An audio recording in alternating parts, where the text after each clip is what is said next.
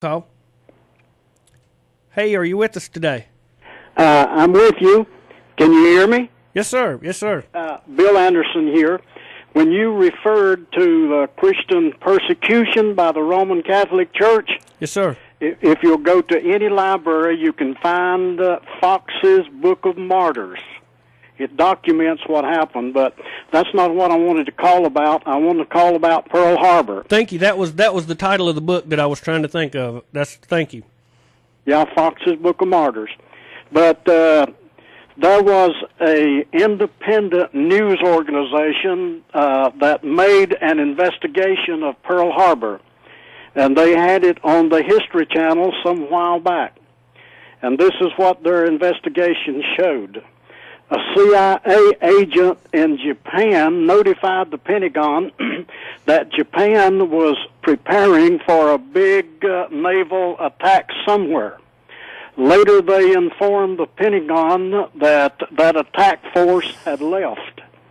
Nextly, they had broke the code of the Japanese, and that code said that they were going to attack an American installation. Both of these warnings came to the Pentagon, and they did absolutely nothing about it. They should have put our military forces on high alert. They should have taken this bunch of PBX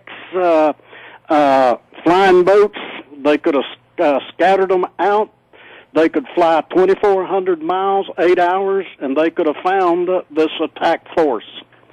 The next thing that happened when the forces, and Brian mentioned this, when the forces of the Japanese was some distance out, two radar men picked up the airplanes in the air, notified their superiors that it looked like the whole Japanese Air Force was coming in.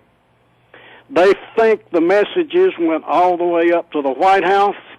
They didn't call an alert, didn't do absolutely nothing about it, and 1,800 American men died. When if they'd have called an alert, they had airplanes there, fighter planes. The Yorktown and the Saratoga aircraft carriers was close enough. They could have put fighters in the air. They could have met this Japanese force. I think it was a setup to get us in the war. While I got you, let me ask you one other question. You know where we're leading up to starting the facts and fiction of 9/11. What's your opinion on the attacks on September 11th? Do you trust the government's version of those events? I don't believe the government's tales about it. I believe it's false, and I believe there's a lot more to it than what the government is admitting to. Now, that's my opinion. Well, I appreciate you calling in and saying that, because we figure we're going to take some heat for questioning this. And before someone calls in and says so, the families of the 9/11 victims are the ones most strongly calling for a new investigation. So every time I try to get on this topic, usually someone wants to say you're disrespecting the families, you're disrespecting. They're the ones that's asking us to do this. So I certainly do appreciate you calling in. It looks like you have took a good look at our history and know what's going on. Is there anything else you'd like to add today? No, that's about it. I've took up enough of your time, and thank you for listening. Thanks for calling, and if anyone is calling while we have a caller and you don't get through, feel free to call back. And again, our phone numbers are 704-873-1400, and our Davie County line is 336-499-0681. This is a forum for the listener, so feel free to call in. Again, back to the astonishing story of Mohammed Mossadegh. The decision was made in June 1953 to replace Dr. Mohammed Mossadegh with General Zaheda, one of those arrested in February 1953 on the charges of plotting to overthrow the national government. Kermit Roosevelt, the CIA Middle East agent, traveled secretly to Iran to coordinate the Operation Ajax, with the Shah and the Iranian military, which was led by General Zaheda. On August 19th, the British Intelligence Service, MI6, and the United States Central Intelligence Agency engineered to perform the next phase of their plan against the Iranian national government of Dr. Mossadegh. On that tragic day, a group of tanks led by General Zaheda moved through Tehran and surrounded Dr. Mossadegh's residence The forces behind the coup d'etat also managed to pull a large number of bribed hooligans into the streets to rally against Dr. Mossadegh. Finally, the army and police forces led the mob, reached the Prime Minister's residence, and after hours of bombarding and fighting a bloody battle with a small group of Dr. Mossadegh's loyal guards, they entered the house, and after plundering it, they burned it down in a matter of hours. Dr. Mossadegh and his top cabinet leaders surrendered themselves to the coup d'etat. Prime Minister General Zaida and the Shah flew back to Iran as the U.S. puppet. I find this story interesting because so few people are aware a lot of our problems today are as the result of the federal government's relentless meddling in other countries' affairs. Dr. Mossadegh was democratically elected, but he wanted to nationalize Iran's oil fields and throw British petroleum out of the country, and the powers that be couldn't allow that, so the CIA entered into Operation Ajax.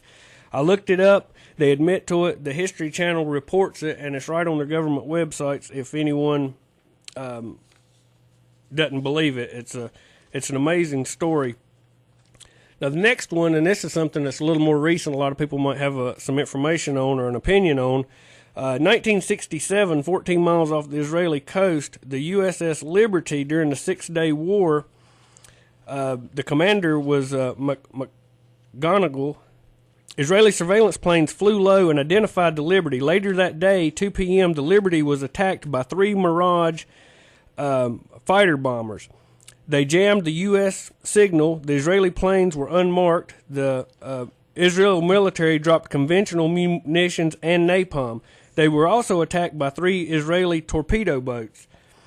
They were hit by torpedoes and machine guns from the boats, and they bore the Israeli flag. The whole time, the large U.S. flag flew atop the ship.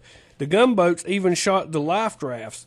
The Liberty continuously called the Sixth Fleet that was nearby. 2 aircraft carriers responded by sending fighters. We got a phone call. Hello? Hey, how you doing today? We're doing pretty good. Are y'all talking about anything today, or you got a certain subject? Oh, we're just talking about false flags events through history, the USS Liberty, Gulf of Tonkin. But you can add whatever you want to today. Okay, well, I was just in a meeting this morning with Virginia Fox, and I tried to talk to her about the fellow that wrote that article, Seymour Hurst. Seymour Hurst. You're talking about the article where Cheney last week was it was reported that he was wanting to paint boats to look like Iranian boats and then shoot them down as a pretext to get us into the war with Iran. Is that right? Exactly. And I tried to explain this to her, and she blew me off. Really? Where was you meeting with her at? Well, there was a breakfast this morning in Wilkesboro, and she was there along with all the people that were running locally. We invited her to come on today to update the rebel Republicans, and I didn't get any response. But go ahead and say whatever you'd like to say. We brought that article to kind of end with today some false flag events that have taken place in the last 2 weeks, or at least possibilities. But yeah, go ahead and say what you got to say.